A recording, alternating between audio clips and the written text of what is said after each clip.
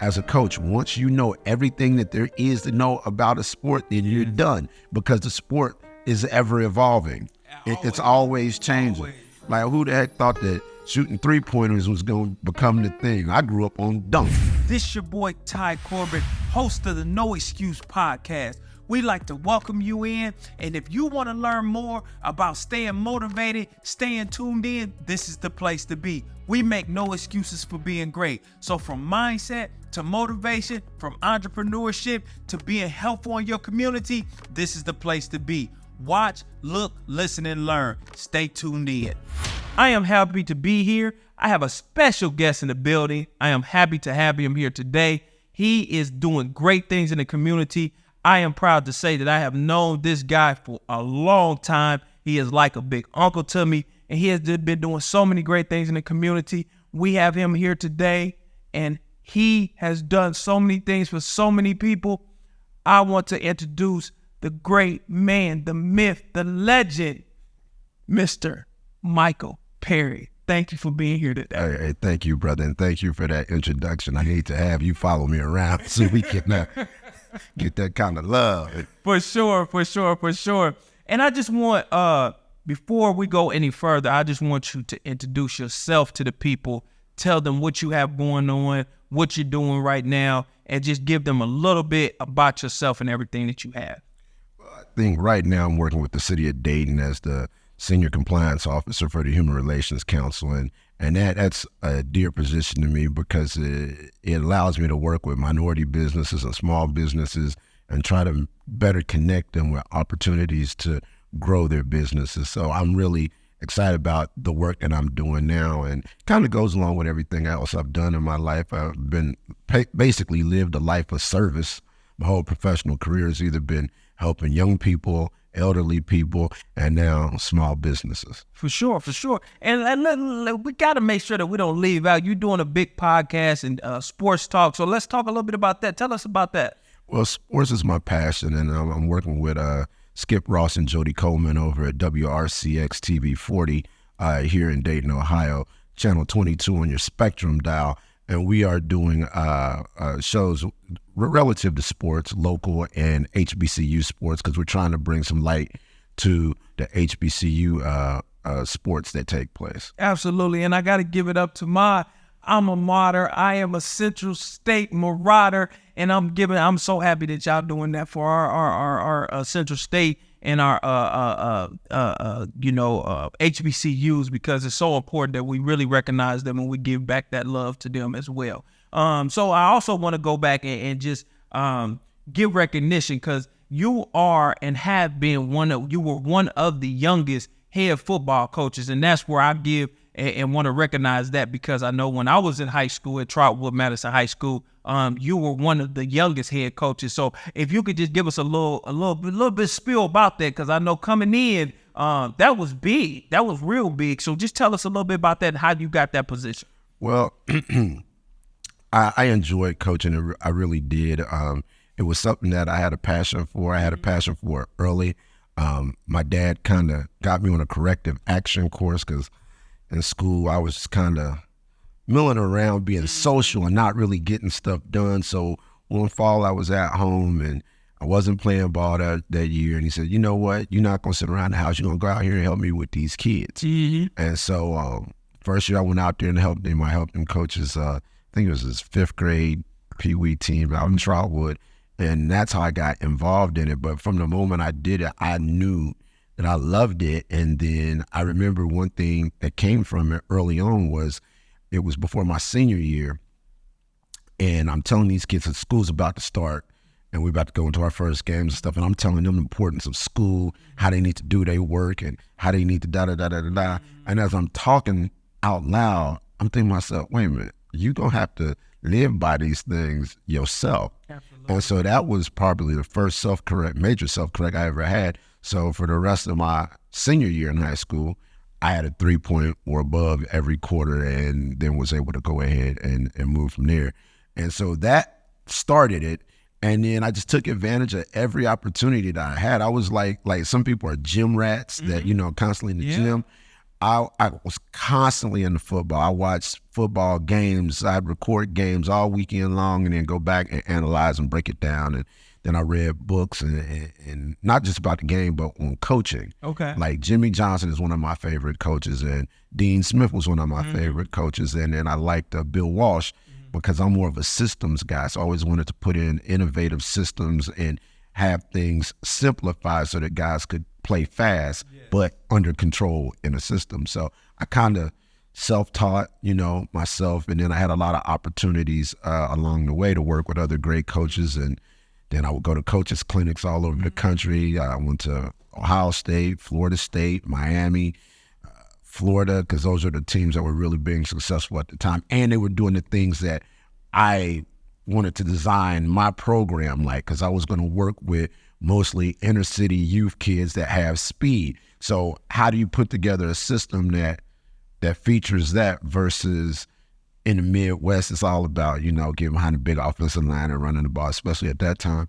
So I did a lot of work outside of Ohio to develop the offensive side of the ball then. And bring it back. Right. And then the defense was kind of structured the same way, but it helped that Ohio State also played the same defense that Miami and Florida State were playing. They were base 4-3 team. So I put all of that stuff together, and then one day, principal called me in the office when I was at Jefferson High School. I had coached with Lyle Cole, who gave me my first shot as being an offensive coordinator, and the school decided to go in a different direction. And principal asked me if I'd be interested in the job because the students had kind of gone to him and said, "Hey, we'd like for Coach Perry to stay here and work with us and be the head coach." Well, I was finishing my senior year at Central State.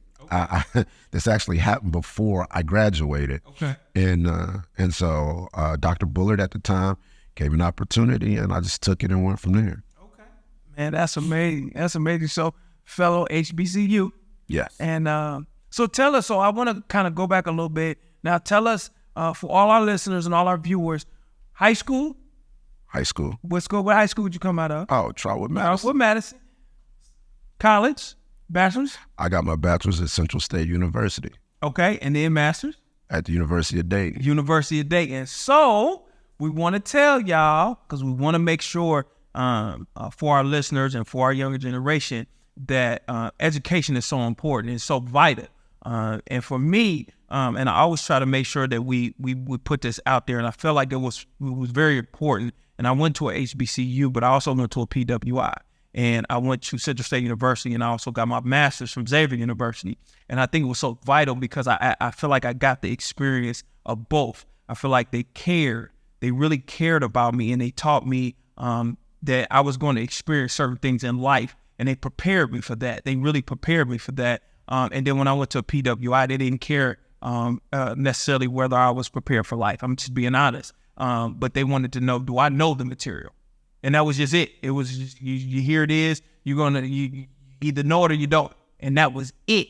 And it gave me the experience of being able to have both sides of the fence. And I felt like that was so vital with me. And I think that for me to be able to have that experience on both sides of the fence, it prepared me for life. And so for you to experience both of those, how do you think it prepared you? Well, I think the experience at Central State University was something that I truly needed at the time because it was the best academic experience that I had because everything was taught from the standpoint of the African-American perspective. And so kind of coming from where I came from in high school, our community, when I first moved there, like I was the only other black kid on the street when I first moved to Trotwood was my brother. Mm-hmm. And so I was 9 or 10 or so. And then by the time I graduated, that demographic had changed significantly and was really going to really change after in the classes that were coming up behind me. So going to HBCU was the first time I had all predominantly black teachers. And so your connection and your interaction with them is a little bit different. I remember taking our African-American history course as one of the first classes that I had. Everybody had to take it. And so that was the first time I ever had a history class taught from a Black perspective. And that was dynamic to me. And then I had a great mentor the rest of the time I was there, and Dr. Dungy, who worked in the political science department. And the bond that I had with him lasted well beyond college, because when I went back to the university to work, which we'll probably get to, at one point in time he had to step away, and he asked that I be able to take over his classes for the remaining of the quarter. And so that meant a lot to me, because I modeled my teaching style after him. Wow. And that means a lot, man. So, I think we've come so far, especially going back and seeing some of these universities and colleges and how they've changed so much, and how they've the experience that we had when we were at college versus the experience some of our kids. And now, and I'm so proud to say my son is at University of Dayton, and I'm so honored that he's there.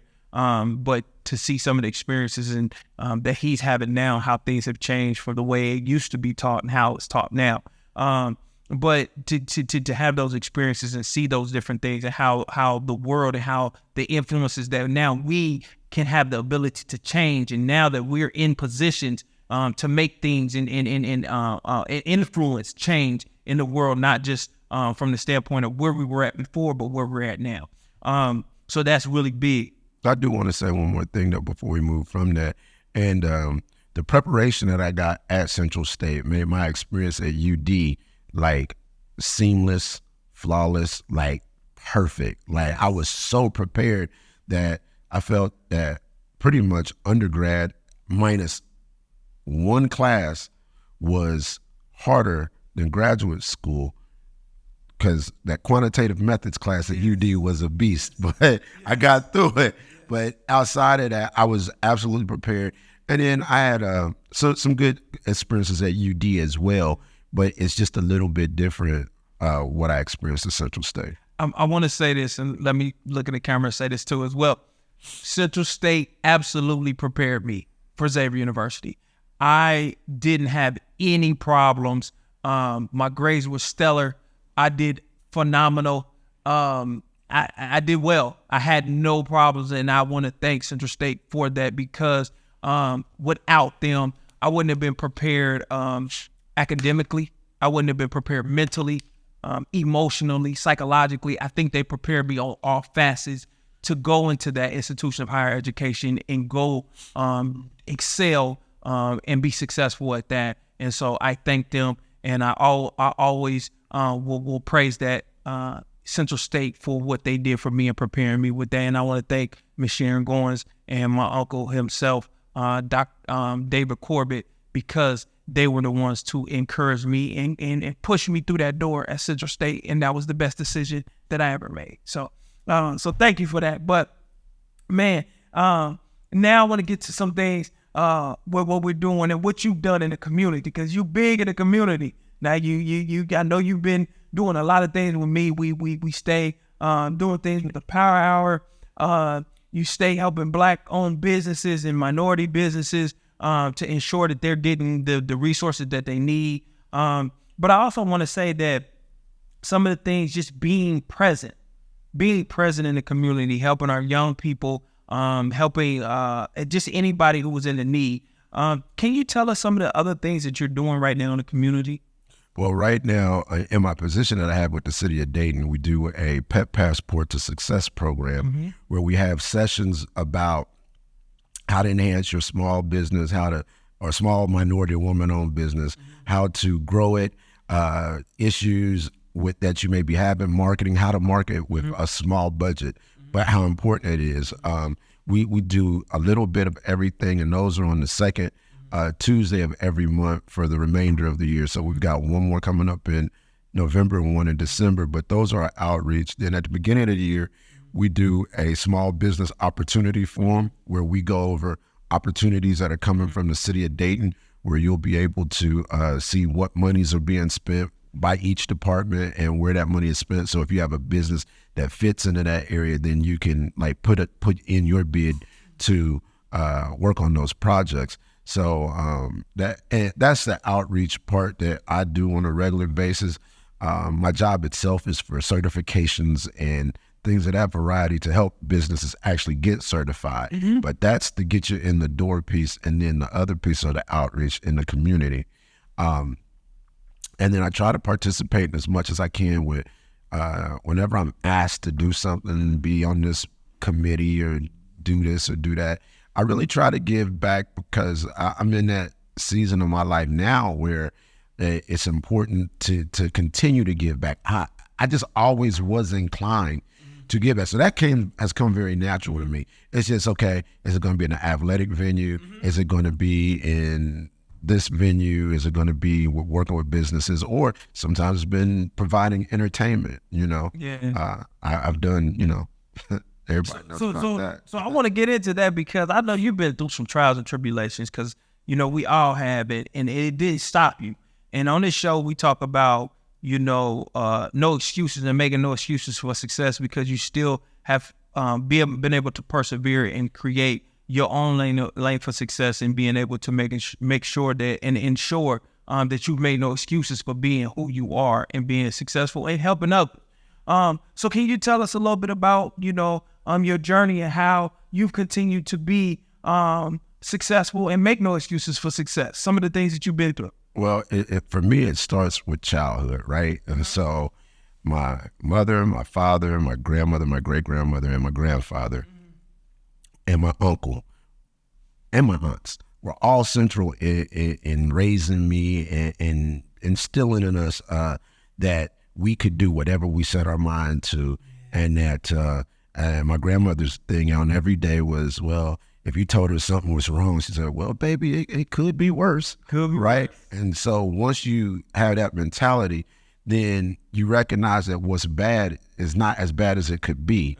And then the drive and tenacity and fighting through adversity, what was taught, and then there was some life experiences that just had at a young age. But my mom and my dad were a driving force that you cannot let these things hold you back. You must keep going forward. So then we fast forward, we get into life. And so most of the things that I was able to accomplish or have accomplished thus far, most people said I couldn't do it, or that, I was too young to be coaching, or I was, all these other things would come along the way.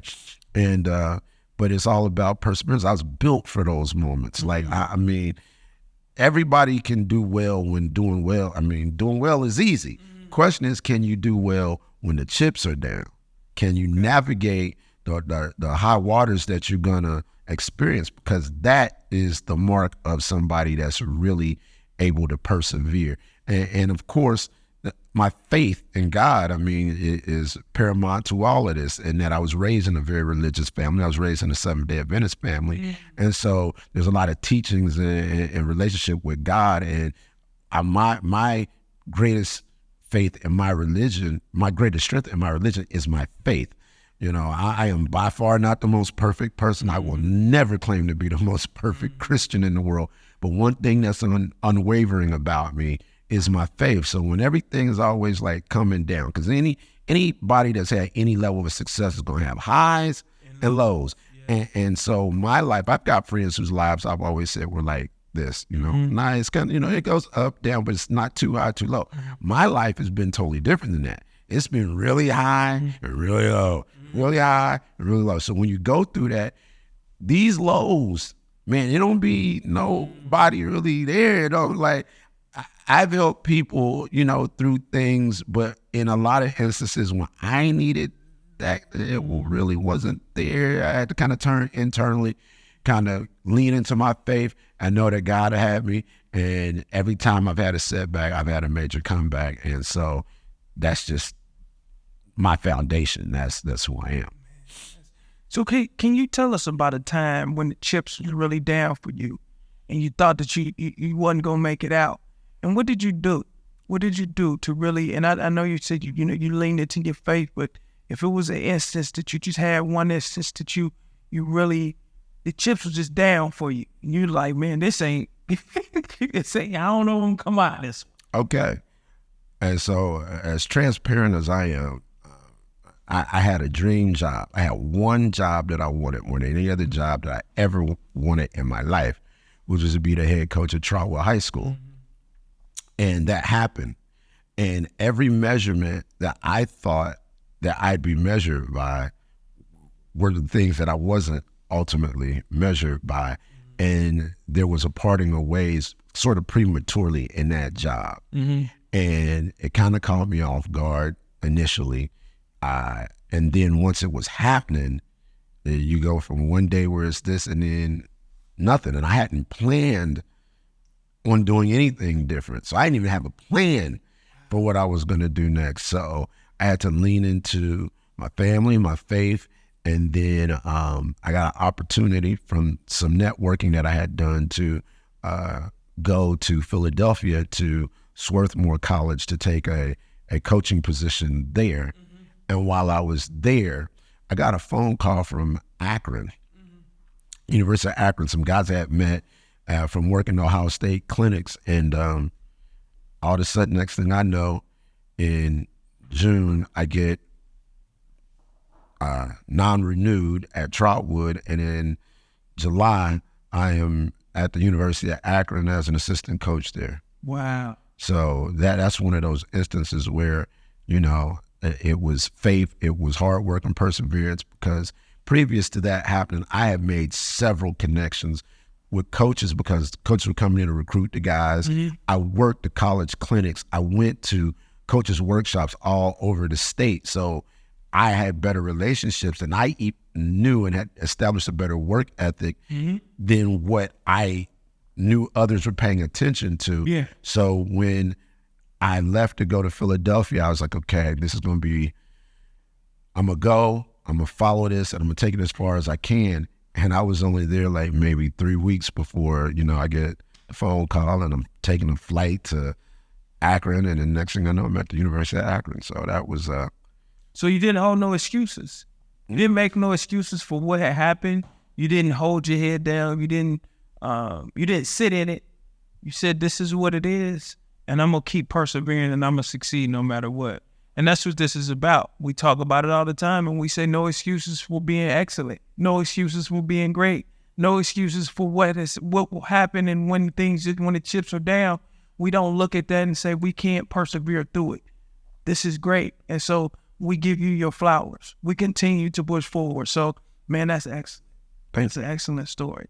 So, man, I'm gonna continue on, man. That's great. So, I got a question for you. If you could travel back in time, because one of my favorite movies as a kid was Back to the Future, man. I love the DeLorean. I love that car. But if you could travel back in time, in the DeLorean, what year would you choose to go to and why?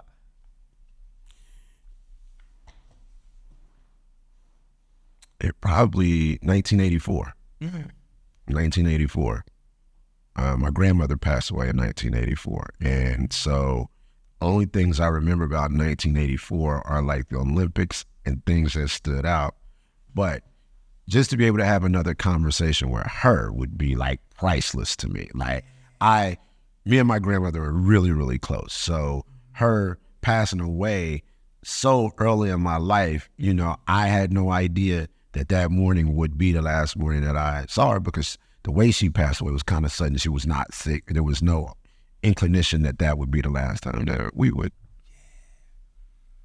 So that would be personally. Now, if I was going to say professionally, I'd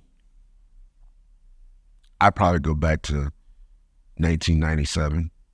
The relationships that I had with my coaches, the relationship that I had with those players was special to me, and those bonds are still there today. Yeah, and that was an extreme high point. Good. I would say 96. I was a freshman, and just knowing what I know now, I would prepare myself a lot better through high school, knowing how easy high school me was and is, to put myself in a better position coming out of high school, knowing what I know now. just being prepared for college, just being prepared to get. I would have just done so many. Just high school was really easy. It really wasn't hard. So just making a lot better decisions in high school to prepare myself for graduating. Well, I think professionally, like the one thing that I think that if there was something a learned trait that I could have used earlier in my professional career was that, you know, you have to understand that every system, whether it's a school system, whether it's government, whether it's a hospital, no matter what, it has a political mechanism to it. And so the art of playing politics in environments is a survival skill, right? And because I've always been more of a straight shooter, I can be very passionate about things. I have an opinion, you know, so forth and so on. I think as I've gotten more refined as a professional, I've learned better how to impart that, but in a more palatable way. Okay. You know, because when I was younger, I mean, like I'm confronted with situations now where I'd be like, boy, I'm so glad I'm not dealing with this now. Because, Yes. boy, Yes. if you had a guy 25-year-old, like, oh man, it'd have been a whole different situation. So yes, and I think, like I said, you know, and I think we learn certain things, but you know, making no excuses for the things that we've done in our past, and we learn from, and we move forward from. I think a lot of individuals, especially people who are stuck in that, they want to hold us back there. And I think we make no excuses for moving forward and being who we are and living in our truth at this moment in our life. And I think that's part of being successful, and that's part of being great. And so when we look at people, especially when they come on our podcast, we talk about the successes that they, in the successful place that they are now.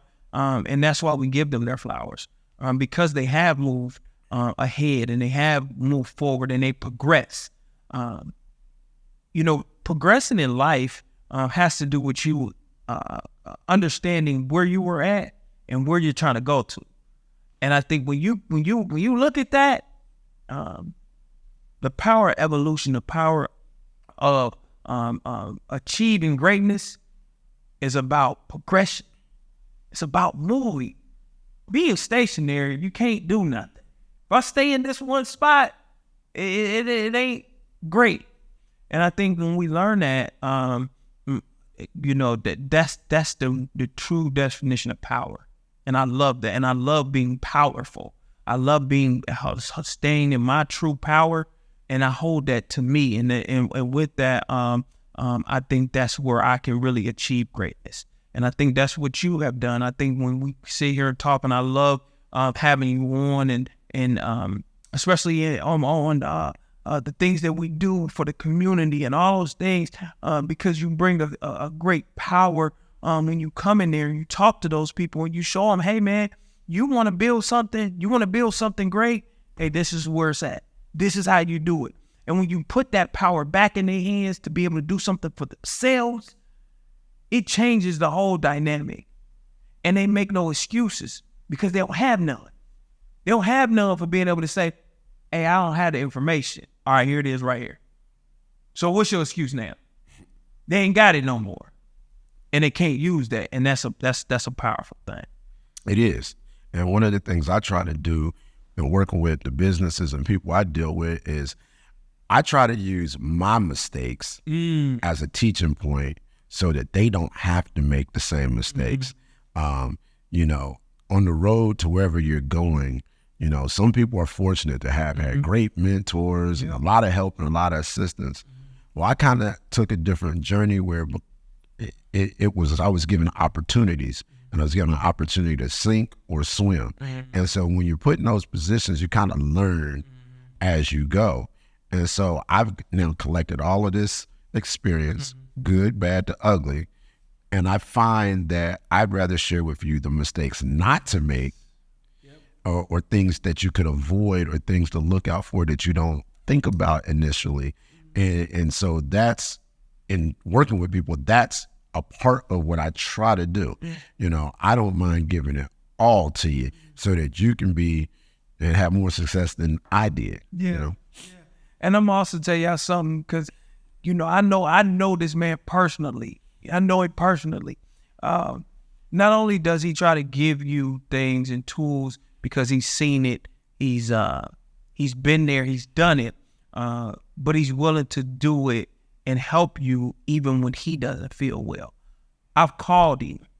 He's been sick. He's been in the hospital. He's gotten in a car accident, and I've called him and I said, hey, Mike, I need this. I got this going on. And he said, I'll be there. I'm sick. I just got out the house. Oh, Mike, hey, don't worry about it. No, I'll be well in a couple days. I'll be okay in a couple days. I'll be at your event. Mike, you just got I got a car accident, but I'm okay. I'll be fine. And that is the type of things that mean so much, because you really care about the community. You really care about the people that you want to serve. And you are making no excuses, even though you weren't feeling well yourself, even though you had some things going on, you didn't make no excuses. And that means so much. So I want to say thank you, you know, to you and the things that you do, because it goes beyond saying, I've been through something, I'm going through something. That means a lot, and people don't see that, and they don't recognize that. Those are the things that's behind the scenes, and I want to, you know, make sure that they know, because I know. Well, I appreciate that a lot. I mean, you know, it means a lot to me when other people see the value and the sacrifices that you do make and respect that. Because I'm not one to, getting me to talk about me is probably one of the hardest things to actually get me to do. So I love hearing what others, I mean, I even like, I give you a story right now. If you run into Anthony Parker at any point in time, he could mock me 100%. And I absolutely love it. Still cracks me up to this day, because he was played quarterback for me. And so all my mannerisms and all the things that I would say and do, he'll still run those back at me today. But, you know, it's that kind of stuff that I like to say, how others interpret what you've done and what, you know, how you've impacted them. And this year, we had fortunate, me, Parker and LeVar got an award earlier this year from A Loving Heart. And in their individual speeches, as we were all being awarded, they made references to the impact that I had on them. But what they didn't know is that I would then talk about the impact that they had on me, because every young person that ever played for me had an impact on me as well. So, but it is great to like hear what others think about what you've done, because that's really what matters at the end of the day. I feel about whatever, you know, people always say, well, how do you feel about what you've accomplished? I'm like, well, I still think there's something greater that I still haven't done. So I don't know. Y'all can write about that when I'm dead, and y'all can figure out what it was I did, because I'm still looking for that next thing to accomplish in life. And that's what it's about, because, like, you know, you continue to push forward, and, you know, that's what No Excuses is about. Because if we stop, then we saying, okay, well, I've done enough, I'm gonna stop. And that's, to me, it's still an excuse. Because if you say I've done enough, then I have no excuse to move forward. Absolutely. You know, that's where I'm at. And so, you know, we look at that, and we don't want more. And I think it's always some more to do. It's always some more to do. I got more. As long as I got breath in my body, I think it's some more I can do. Well, I think, you know, coming from the sports world that we kind of do, you're built differently, because the moment you're satisfied as a coach, the moment you're satisfied as a player, you are done. It's over with.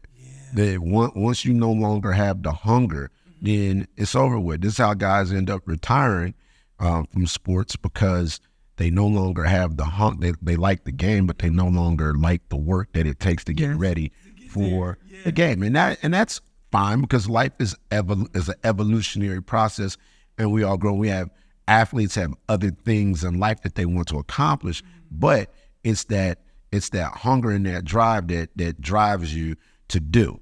And then once you don't have that in athletics, you cannot be in athletics. As a coach, once you know everything that there is to know about a sport, then you're done, because the sport is ever evolving. It's always changing. Always. Like, who the heck thought that shooting 3-pointers was going to become the thing? I grew up on dunk. So everybody was trying to dunk. Inside out. Right, back to the bucket, you learn the game from close to the bucket outward. Now you learn the game from the outside in. So that's an evolutionary process, but that drive that it takes to be successful, and this is why I believe the sports are very important for young people, and that if you have your kids involved in these things as youth, they will develop a little bit different work habit than kids that aren't involved in sports. And I'm quite sure it's a band and different things as well, but I'm a sports guy, so I focus on sports. So having your kids involved in sports will prepare them for life experiences that it's applicable to. Nobody wants to run sprints all the time. Nobody wants to do bear crawls when it's 90 degrees outside, right? The beginning of two-a-days. Nobody wants to do all that stuff. But getting through it gets you conditioned to get through stuff that you don't want to do for an outcome that you want, because everybody wants to win. And then we don't allow them to make excuses for not doing it either. Absolutely. That's the key to it. I think, especially for me, I have kids and I don't allow them to make excuses. My 3-year-old, she has homework and she's in preschool, and she comes home and I'm like, hey, get up to the table. Time to write your letters. And she doesn't even attempt to say, I don't want to. She gets her book bag, she unzips it, gets her paper out, and she's 3. She's not the best at writing it, but we keep practicing, and eventually she's going to get really good at it. But it's no excuse. It's no excuse for her not to be able to write her letters when she gets old enough to really define that and be good at it, because I made her put in the work. And there's no excuse for me not to do that to her, because I'm her dad, and I have to do that, and I have to teach her. So when she gets older, she doesn't know how to do it, and everybody's looking at me and saying, well, why don't she know how to do it? Well, I didn't make her. Well, now what's your excuse for not making her? I don't have one. And that's what we got to stop doing. We got to stop making excuses for our kids and us being piss poor parents. And that's when I really hold true to that. So I can't blame anybody but myself for me not doing what was right by my child. And then I got to hold her accountable, because she's a baby, but now she's growing up to be a young adolescent, and then she grows up to be a young adult, and then she grows up to be an adult. And then when I look back and I say, well, why didn't she do this? Well, it falls back on me. So I make no excuses for being who I am. Well, absolutely. And my dad, he's the biggest person. He's the most patient person on planet Earth. Cool, laid back. Our personalities are somewhat similar. And but if you want to get under his skin, make an excuse about something. Make an excuse. Michael, you got to be accountable for what you're going to do. And so don't come in here with all that. You just didn't do it because it didn't. And then that was it. And so like I never forget, a couple weeks ago, something happened at work. Something that I had done months ago kind of came back up, and I had made a mistake. Yes. Yeah. And so I fixed it. Yes. And I leaned into it like, yep, I know exactly what happened here. Let's do the boom, boom, boom. And I think people are kind of not used to people like owning and moving on. Like, I'm not going to go back and forth. I see where the mistake happened. This is exactly what it does. Give me 15 minutes and we can move forward, and it's done. Right? And that's just how it is. What happens is they were waiting on you to make an excuse. They were waiting on you to make an excuse and say, well, this is why this happened. And when you own it, and when you say, hey, no excuse, I got it. I did it. I'll fix it. And then we're going to go for it. You can't have success without failure. Yes. Right? Yes. And so the question is, are you going to let your failures set you back and keep you from reaching your goal or not? That's really all it's going to boil down to. Yeah. And so successful people take the opportunities for failure to drive them to success. Yeah. Unsuccessful people allow for failure to hold them back. I'm going to say this. I got one of the best videographers in the world. Sully, my business partner, he puts all this together. He films all this. He does all the editing. He's the best business partner I've ever had in the world, right? If you guys ever need a videographer, if you ever need anything video recorded, you ever need anything edited, please look us up. Amira Films, he's the best in the world. Called him, said, hey, we got video shoot today. No problem, I'm on it. Come down here, calling him, not answering, go upstairs, calling me. He says, oh, I forgot. I'll be there. I'm having everything set up. No problem. That was it. He didn't make an excuse. He didn't look around. He got the equipment. He got down here. He got everything set up. And those are the type of individuals that I want to surround myself with, because that's what this is. This is No Excuse Podcast, and we hold true to who we truly are. You know my story. You know what I've been through. And if I made excuses for all the things that have happened to me in my life, whether it was me being in a wheelchair, whether it was me having epilepsy, whether it was me having to wear a life alert, whether it was me having to have a magnet attached to my body so that I don't seize out, I could make a lot of excuses, but I work every day and I put in the hard work and I dedicate myself to being great, because this is what I want to be and this is where I want to be in life, and I want to succeed. I can't make an excuse for that. I can't, because I'm dedicated to being great. And I want to have more in life than just an excuse for not being successful. And that's why we're here. And my brother, that mentality is why you are as successful as you are. And I'm looking forward to every success that you have coming your way. Man, I thank you so much. I know you got to get out of here, man. You've been phenomenal as always. It's always a pleasure having you. I'm gonna end because I got one more question I want to ask you. And you are an inspiration to so many. So with this in your life, because I know you do a lot, what advice would you give someone who's struggling right now? And they're going through some challenges, but if there's one thing you can tell them, what advice would you give? I would encourage them to lean into their faith, because intestinal fortitude, there are 5 keys to success, and one of them is intestinal fortitude, and they're not in this specific order, but that usually comes from your faith, your belief in something bigger than yourself. And that's what you lean into during those tough times, because tough times don't last for long.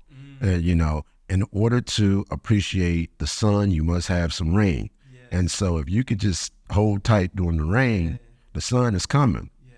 And so that is what I think, is very important, is to in times of adversity, you have to have a faith in something. You have to have, my faith is in God, Jesus Christ, and that's my direction. But you got to have faith and believe in something bigger than yourself so that you can get through that, because a better day is going to come. Whatever has happened is not going to last forever. It is not likely the end of the world, and you will get through it. And if you lean into your faith and quiet your mind and lay your plan and how you're going to move forward from it, you will look back and be like, man, I never would have thought I could have got out of that, but here I am, right? That's phenomenal. Man, you've been, when I say this has been a pleasure, it has truly been a pleasure. Mike, I'm always gracious, and you always welcome here at No Excuse Podcast. I want to give you a second. Please tell our guests where they can find you at, what you got going on, any contact information, and anything you got coming up, if you want to let everybody know. Well, if you want to find me at work, you can find me at the HRC in Dayton, Ohio. My office number is 937-333-1430. You can email me at michael.perry@daytonohio.gov. That's the best way to get in contact with me on a professional level.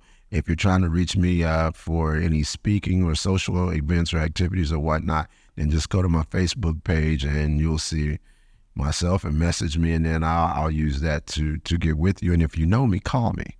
Just pick up the phone and hit your guy up. And, Absolutely. And you also want them to tune in. Do y'all have a YouTube channel for your sports talk? No, the show is actually aired on WRCX TV. So all you have to do is go to TV 22 on Spectrum, and you'll find the show.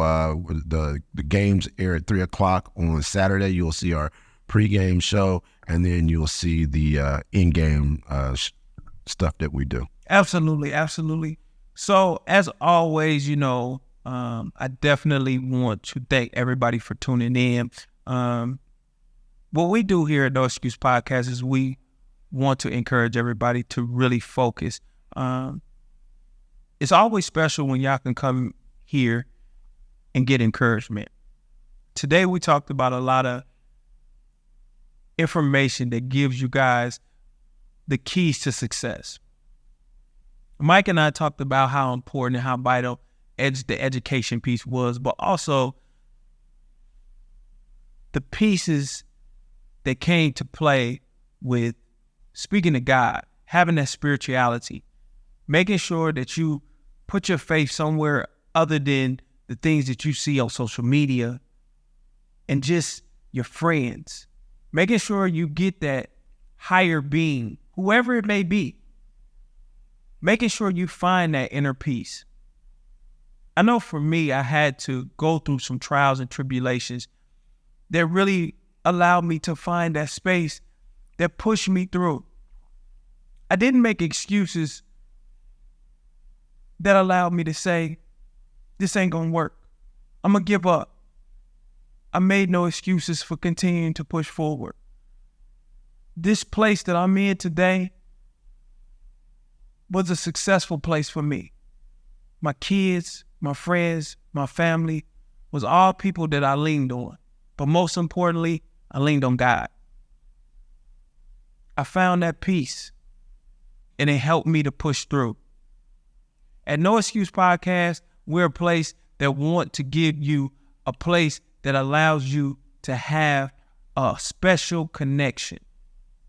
We don't stop here.